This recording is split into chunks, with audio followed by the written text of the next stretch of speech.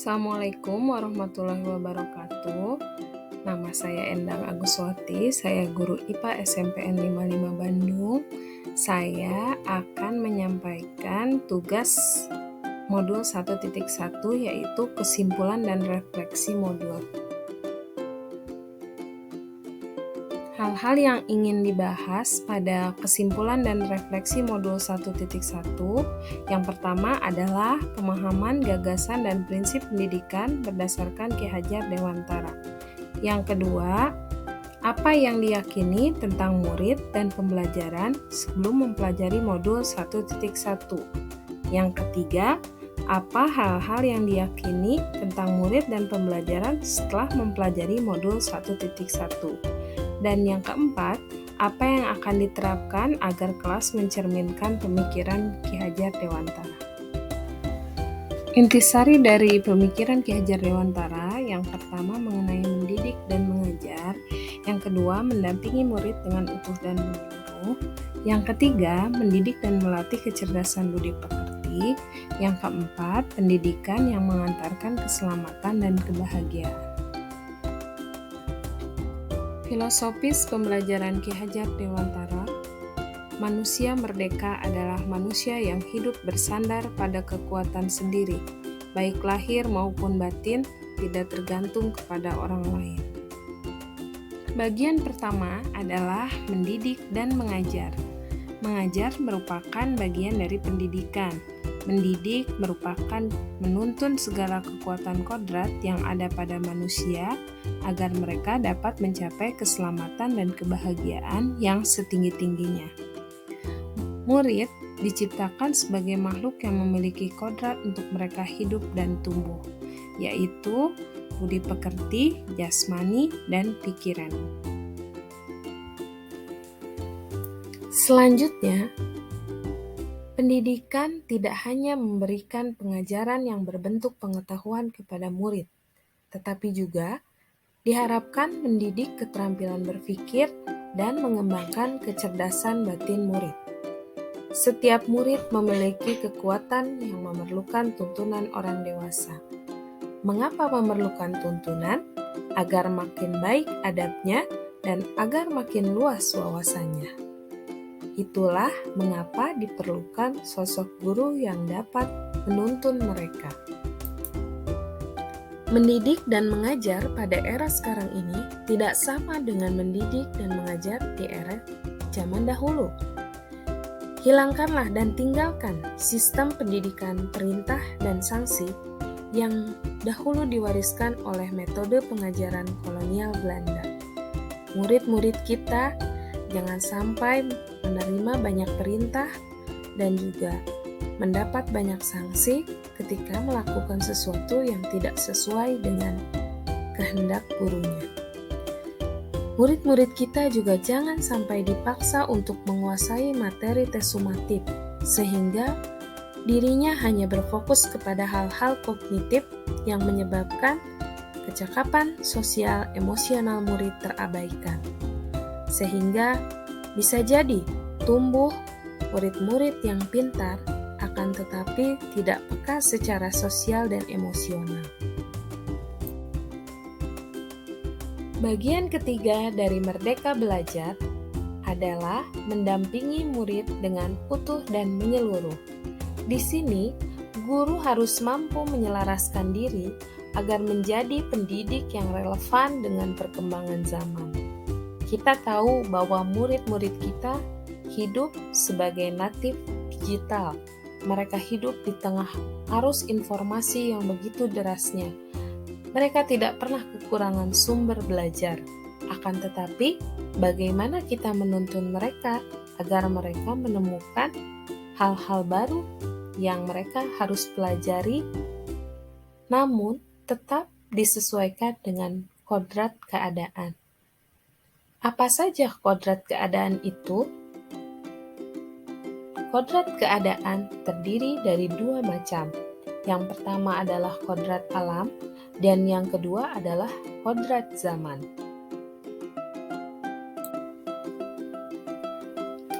Apakah kodrat alam itu?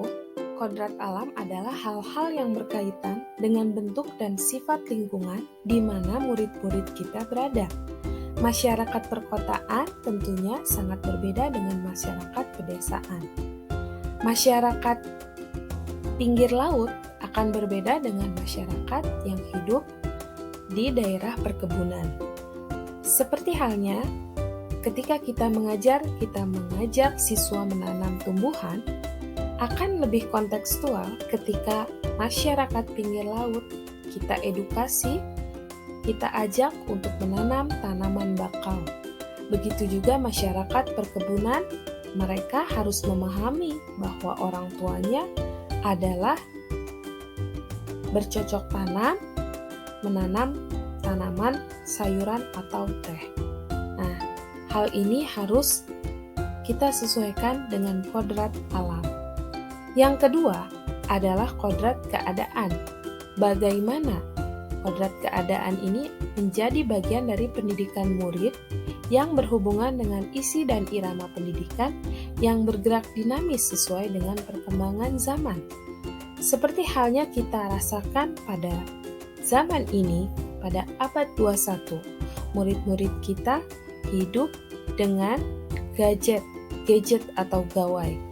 Tentu saja ini memerlukan tuntunan dan bimbingan, dan ini bisa menjadi sumber belajar yang relevan bagi siswa-siswi kita.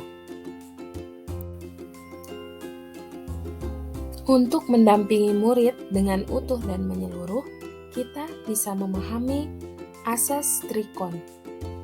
Yang pertama adalah kontinuitas, merupakan pengembangan pendidikan yang harus dilaksanakan secara berkesinambungan, dilakukan terus-menerus dengan membuat perencanaan yang baik. Kon yang kedua adalah konvergen, merupakan pengembangan yang dilakukan dapat mengambil sumber dari luar negeri bersama bangsa lain mengusahakan terbinanya karakter dunia sebagai kesatuan kebudayaan umat manusia tanpa mengorbankan identitas bangsa. Dan kon yang ketiga merupakan pengembangan yang bersifat terbuka namun tetap selektif dan kritis terhadap pengaruh kebudayaan sekitar. Nah, bagaimana Bapak Ibu guru hebat? Bukankah asas trikon ini sangat luar biasa? Kita dapat membuat pembelajaran yang berkesinambungan, kemudian kita juga bisa terbuka untuk menerima berbagai sumber belajar, akan tetapi tetap kita memiliki pijakan kebudayaan sendiri dan juga nilai-nilai luhur kebudayaan bangsa tidak boleh sampai pudar. Menarik bukan Bapak dan Ibu guru hebat? Bagian ketiga yaitu mendidik dan melatih kecerdasan budi pekerti. Sebagai pendidik, tentunya tidak hanya membantu murid dalam kecepatan kognitif, tetapi mampu membantu murid dalam menumbuhkan kecakapan budi pekerti. Budi pekerti sendiri atau yang kita kenal dengan watak merupakan hasil dari bersatunya gerak pikiran, perasaan, dan kehendak atau kemauan sehingga menimbulkan suatu tenaga. Yang kedua, budi pekerti merupakan perpaduan cipta dari sisi kognitif dan rasa dari sisi afektif sehingga menimbulkan karsa. Mungkin di antara kita bertanya-tanya, tempat manakah yang paling utama untuk menumbuhkan budi pekerti anak? Tentu saja, keluarga adalah lingkungan utama dan pertama dalam menumbuhkan budi pekerti anak. Sedangkan tugas kita sebagai pendidik di sekolah juga berperan dalam menanamkan budi pekerti tersebut. Ya. Sehingga perlu komunikasi antara orang tua dan juga guru dalam menjalankan budi pekerti ini. Nah, pendekatan pendidikan berdasarkan teori konvergensi yang dirumuskan oleh Ki Hajar Dewantara menggabungkan antara teori tabula rasa dan teori negatif.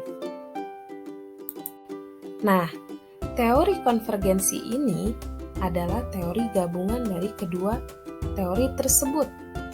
Nah, teori ini menyatakan bahwa kodrat manusia sebagai tulisan-tulisan yang sudah terisi dengan tulisan-tulisan yang samar, yang belum jelas arti dan maknanya. Maka, tugas kita sebagai pendidik adalah membantu murid untuk mempertebal dan memperjelas arti maksud tulisan yang samar pada kertas tersebut.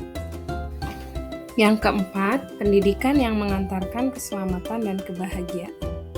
Fungsi pendidikan yaitu untuk mengantarkan murid agar siap hidup dan memberikan kepercayaan kepada murid bahwa di masa depan mereka akan dapat mengisi zamannya demi mencapai keselamatan dan kebahagiaan. Seperti yang dikatakan oleh Ki Hajar Dewantara, bahwa pendidikan itu menuntun segala kekuatan kodrat yang ada pada anak-anak agar mereka dapat mencapai keselamatan dan kebahagiaan yang setinggi-tingginya, baik sebagai manusia ataupun sebagai anggota masyarakat.